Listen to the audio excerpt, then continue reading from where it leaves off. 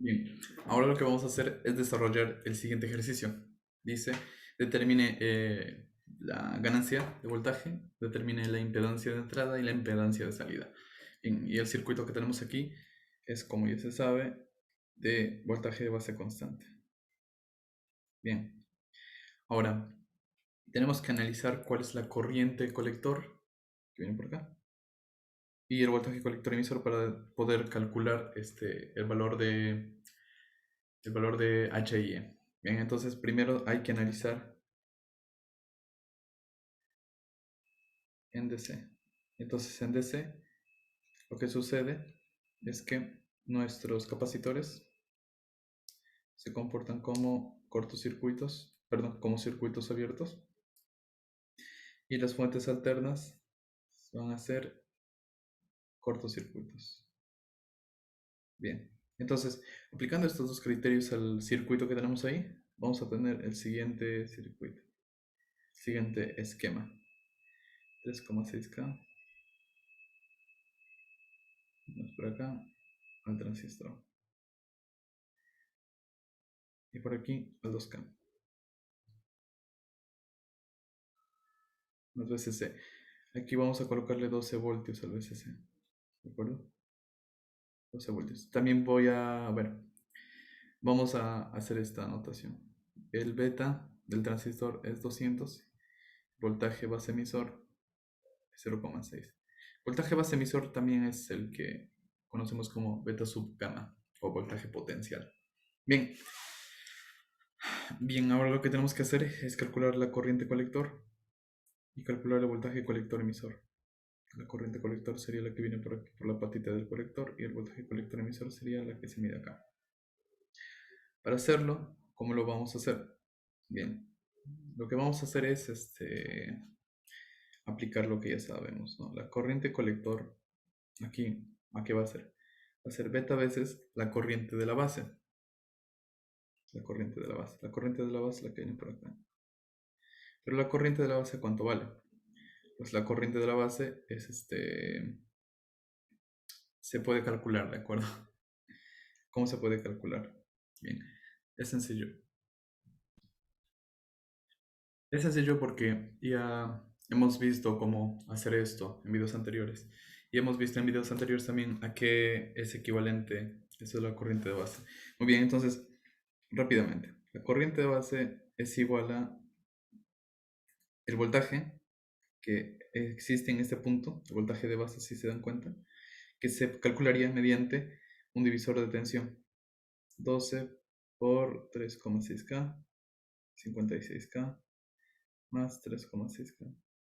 Ya, ahí es el divisor de tensión, menos el voltaje potencial que se pierde aquí, 0,6. Todo esto dividido entre la resistencia Thevenin que se calcularía a la hora de sacar aquí un equivalente de esta zona. A la hora de sacar un equivalente de esa zona que está ahí pintando, la resistencia Thevenin se calcularía como 56K en paralelo con 3,6K. Todo esto que te estoy hablando ya lo hemos visto en videos anteriores, así que si es que no lo has visto, ¿a qué esperas a verlo? Tienes que retroceder los videos y lo vas a encontrar ahí, ¿de acuerdo? Toda esta información. Bien, ahora lo que tenemos que hacer es reemplazar el beta por el 200 y vemos, ¿no? Ahora tenemos que calcular, no queda de otra. Yo ya he hecho el cálculo y aquí me sale 3,18 miliamperios. Luego, voltaje colector emisor se calcula de la siguiente forma: 12 menos el voltaje que se pierde en 2K, que sería IC por 2K. Por 2K. Bien, entonces yo ya aquí he hecho el cálculo y me sale 5,63 voltios. Bien, ya tenemos estos dos valores que son muy importantes. ¿Por qué? Porque nos van a permitir determinar el punto Q, que es el punto de trabajo del transistor. Entonces nuestro punto Q sería igual a 5,63 voltios con 3,18 miliamperios. Ya, listo. Hasta aquí sería el análisis en DC, lo que ya conocemos. Ahora va a empezar el análisis en AC.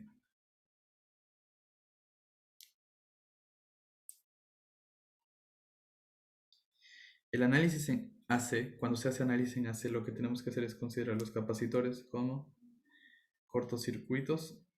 Eso también yo lo expliqué en videos anteriores. Y aquí tenemos una fuente senoidal, y la fuente senoidal pues va a seguir siendo una fuente senoidal porque estamos analizando en AC.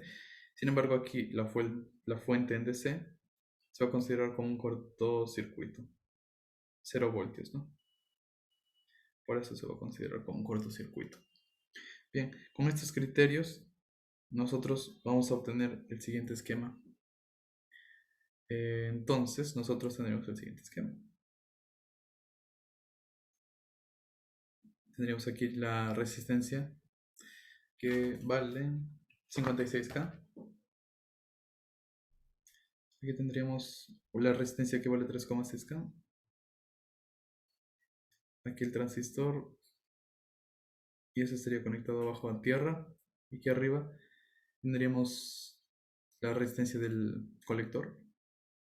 Y aquí también estaría conectado a tierra. Bien, aquí tendríamos un capacitor, pero en AC se considera como un corto. Y aquí la resistencia de carga, 10K.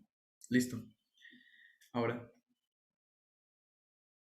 tendríamos que repetir todo el proceso que ya conocemos para poder calcular AB, ZIN, ZO. Lo voy a hacer de nuevo para este caso porque es el primer ejemplo.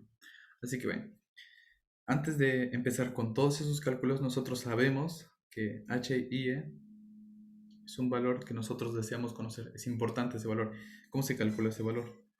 HIE es igual a beta por 0,026 sobre el valor de la corriente colector que ya conocemos. Aquí está.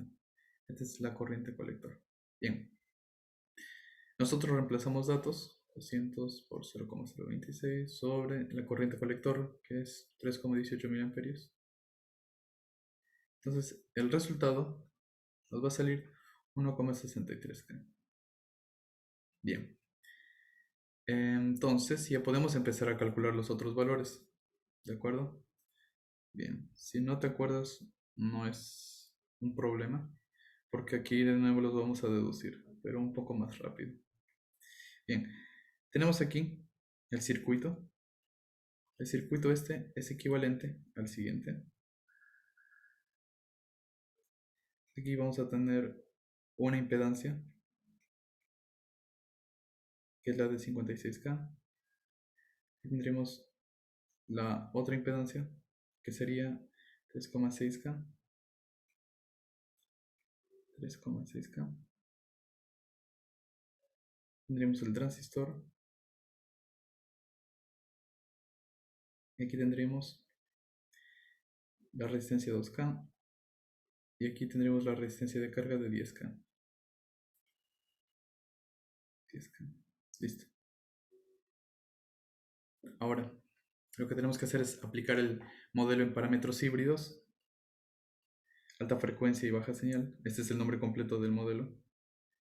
Y ese de aquí sería igual a, aquí tendríamos una resistencia, vamos a decir equivalente, pero por ahora aún no la vamos a calcular.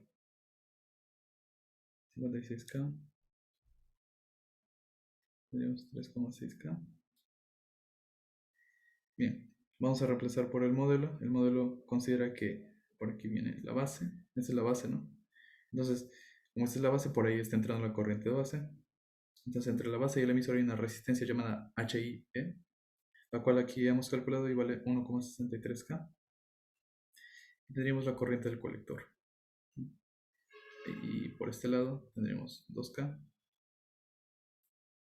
y 10K. Aquí tendremos el emisor. Aquí el emisor, aquí la base y aquí el colector. Y aquí beta a veces y sub B.